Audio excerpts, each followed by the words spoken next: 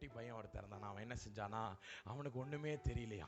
சர்ச்சில் கொண்டு போய் அவங்க அம்மா விட்டுட்டு சொன்னாங்களாம், ஐயா இந்த சர்ச்சை விட்டு நீ என்ன பண்ணிடக்கூடாது, வெளியே வந்துடக்கூடாது.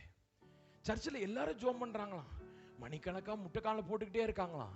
ஆனால் இந்த சின்ன பையனுக்கு ஒன்றுமே தெரியல. இவனுக்கு தெரிஞ்சதுன்னா என்ன தெரியுமா, நேராக ஜோம் பண்ணிக்கிட்டு இருப்பாங்களாம்.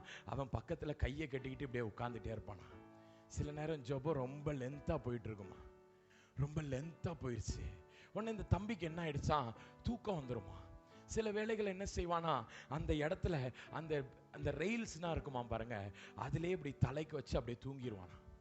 இப்படியே ஒரு நாள் தூங்கிவிட்டானா. உடனே ஒரு சத்தம் ஒன்று வந்துச்சான், சாமுவேலே சாமுவேலேன்று. ஹல்லேலூயா. ஃபாஸ்டிங் பிரேயர் பண்ண ஏலிக்கு சத்தம் கேட்கல, பக்கத்துல கீபோர்டு போட்ட பினேகாஸ்க்கு காது கேட்கல.